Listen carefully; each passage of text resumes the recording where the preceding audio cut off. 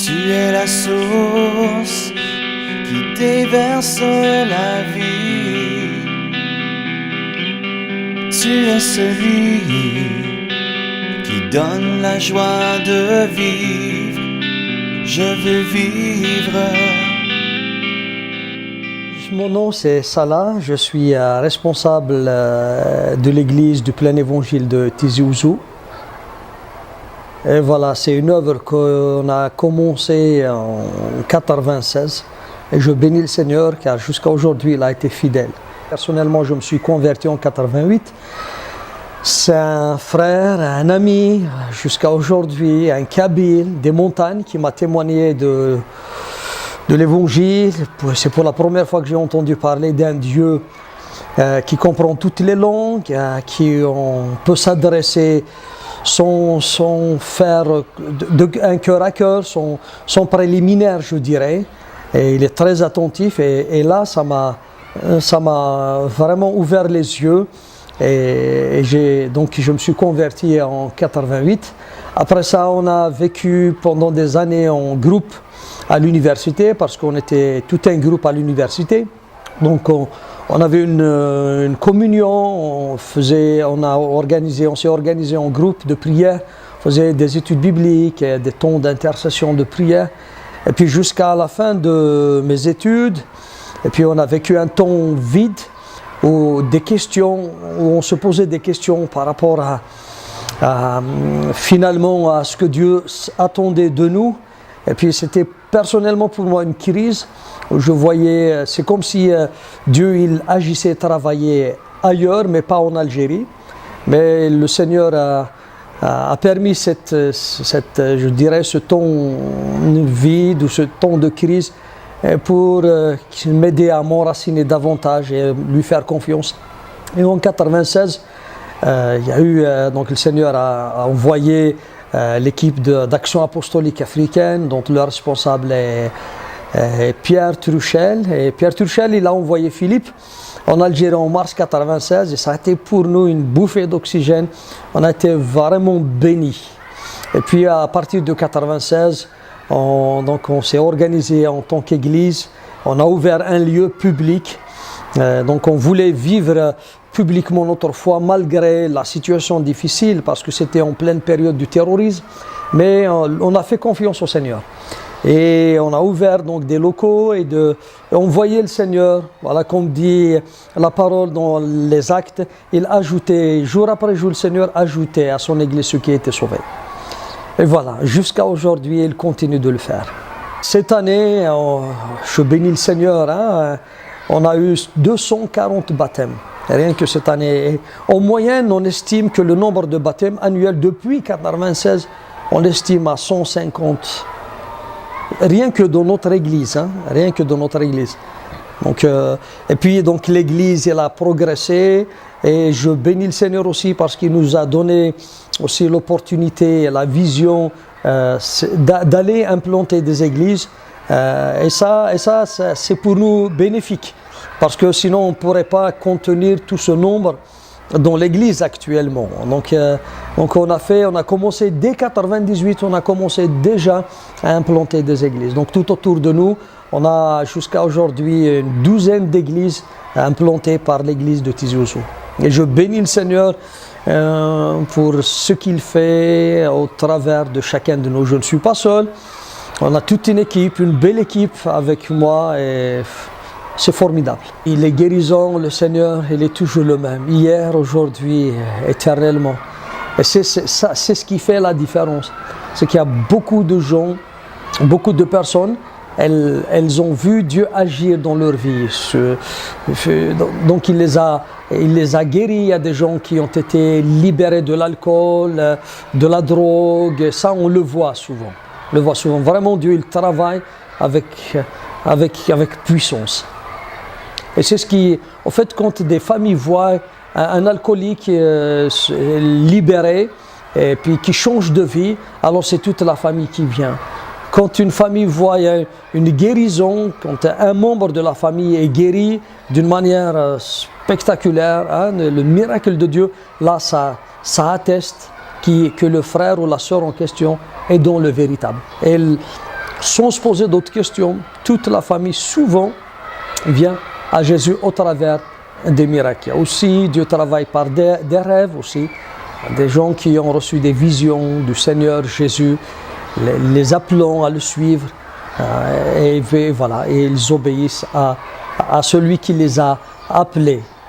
Voilà. Et c'est comme ça que l'Église grandit. Et le Seigneur continue à travailler dans ce domaine. Une guérison qui m'a marqué, déjà la mienne. Et ouais, j'avais personnellement un ulcère qui était résistant. C'était fort. Hein, et puis des frères ont prié pour moi et Dieu m'a guéri. Dieu m'a guéri et c'est attesté par le médecin qui m'avait traité. Donc, certes qu'il y a eu. Hein, donc on veille à ce que les frères attestent leur guérison à travers des médecins. Et puis on connaît des personnes qui ont été guéries ils ont une déformation au niveau de la colonne vertébrale. Ça, je l'ai vécu, des personnes guéries instantanément, et puis les douleurs partir, et puis se levant dans l'église et chantant la gloire de Dieu. Ça m'a vraiment encouragé. C'est une sœur, j'ai vu ça directement. Et puis il y a d'autres personnes que il y a tellement de guérisons que il me faut du temps pour les raconter. Ouais, mais ça m'a marqué, la sœur en question. On a un frère parmi nous qui était un drogué, un gars qui consommait du hashish pendant 18 ans, que le Seigneur a libéré. Depuis ce jour, il ne prend plus cette drogue, et il est libéré. Et il est maintenant engagé dans l'église. Vivre sa foi en Algérie, est-ce que c'est facile? Je dirais que ça dépend de la région dans laquelle tu es. En Kabylie, par exemple, c'est beaucoup plus accepté que dans les régions arabophones. Ceci dit, ceci n'empêche pas plutôt qu'il y ait des persécutions, qu'on entende des cas de licenciement. Il y a des gens qui sont licenciés, qui perdent leur travail à cause de leur foi. On a des frères et sœurs qui ont vu du jour au lendemain leur foyer divisé à cause de leur foi. On a vu des sœurs qui sont prisonnières chez leurs parents à cause de leur foi. Dès que la famille apprend qu'elle s'est convertie, ils l'empêchent de sortir, ils lui enlèvent le téléphone. C'est dans une prison. Il y a même des femmes ou des sœurs qui sont tabassées par leurs parents, et ça c'est difficile. Il y a un prix à payer quand même. Il y a un prix à payer. Ailleurs, c'est beaucoup plus dangereux, je dirais, d'assumer sa chrétienté publiquement. Mais ceci n'empêche pas les gens de croire en Jésus et de l'accepter, même si dans le secret et la discrétion, Dieu connaît ce qu'il s'est réservé. On est un pays religieux. L'Algérie est un pays religieux. Donc on est beaucoup imprégné, même notre culture, elle est beaucoup imprégnée, pour ne pas dire, en fait, la source, c'est la religion. C'est vrai, c'est un pays religieux. À chaque fois que je pense aux Algériens, à l'Algérie, je me rappelle des propos de Paul, disant qu'il rend ce témoignage devant Dieu, que ses parents ont du zèle pour Dieu. Ils veulent lui plaire, mais ils utilisent la mauvaise manière en fait. Et je pense aussi que les Algériens, ils ont le désir de connaître Dieu. Et je pense que c'est ce désir-là qui a, entre guillemets, poussé le Seigneur à venir, particulièrement toucher les Algériens d'une manière générale. Les gens, ils veulent Dieu. On a une soif. Dieu a fait en sorte à ce qu'il y ait une soif. Et on voit beaucoup d'Algériens aller dans l'extrémisme. C'est pas qu'ils sont méchants, mais c'est l'incompréhension, c'est leur désir de plaire à Dieu. Et je sais que Dieu est capable et il veut rattraper tout ce monde. Et il veut utiliser son Église aujourd'hui. Comme je vous le disais tout à l'heure, la religion, pour nous, c'est une manière de plaire à Dieu.